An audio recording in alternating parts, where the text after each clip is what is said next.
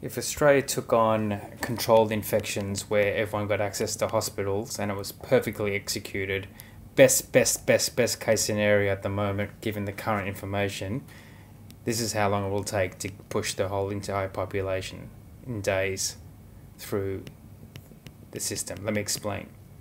So you've got 25 million people. Let's say 70% is required, is what I've heard. 60 to 70% of people in Australia need to be passed through infectious to recovered to give enough crowd immunity that this thing just goes away completely. That's at the moment 70%, which is 17.5 million people need to have recovered from COVID-19. Now, we know that 20% of infected patients need hospital, which is 3.5 million. So we need 3.5 million people to make it to hospital, and none of them overcapacity situation where they can't get access to hospital. We've got that. So 20% is the assumption. That's 3.5 million. So we're going off 100,000 beds available, which we don't have that at the moment. It's really 60,000, but it'll end up being 90,000 soon. So let's say 100,000, it's a round number. We know that days in hospital is 15 days, which is conservative already because we know that ICU, you'd need about 23 days as average. So we're just saying 15%, right? So we've got 100,000 beds. So how many lots of 100,000 is in 3.5 million people that need it?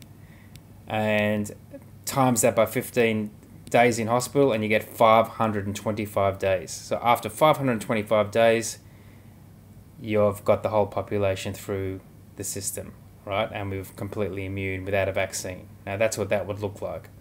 Now when there's 100,000 people in hospital beds, there's 500,000 people simultaneously infected, 15 days each in this scenario. And that's what it would have to look like. Now,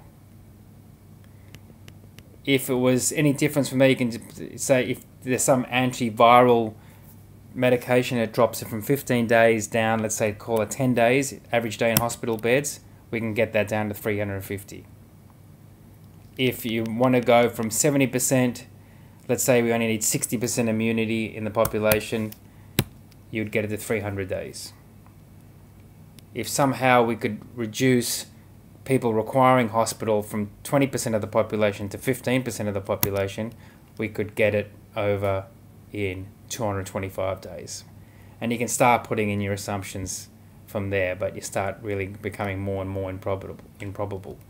So if you go back to the original estimate of 525 days, what that would look like is you'd want to ramp up to 500,000 people infected. So we know that given the rates at the moment, if we go to our SIR model here, that if we let it go, just released it like how it was in Feb, we would hit 500,000 infected by around May and something like that. Let me have a look at some real data. So at the moment we're sitting at around 6,000 people. So if you took the foot off the brake, it would compound at 30%, which is about 18 days to get to 500,000. And then you'd want to keep it there. So at the moment, the last 3 days is at 5.2%. 5.2% spread. So what it would look like is if you let it run, you'd have to let it ramp up to 500,000 and then you'd have to keep it there. Now, how would you keep total infected constant at 500,000 people at any one time? Well, the recovery rate is 15 days, which is a recovery percentage per day of 0.67, 0.7.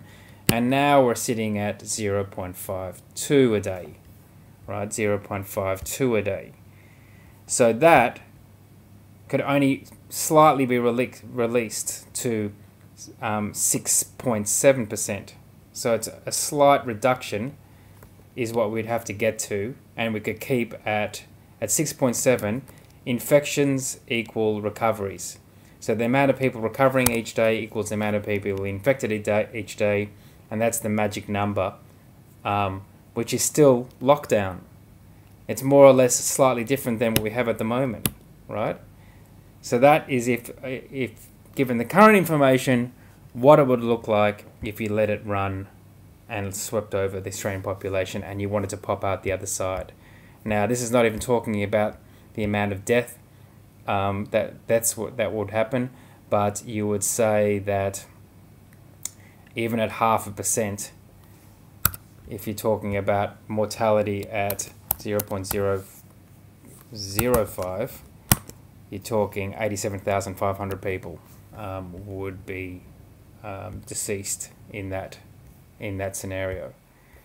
So not a probably that would be the cost. And also we're talking 100,000 people constantly in the hospital system. So that is a massive burden of constant 100,000 people constantly sick with coronavirus in the hospitals for 525 days. Anyway, that's today's video.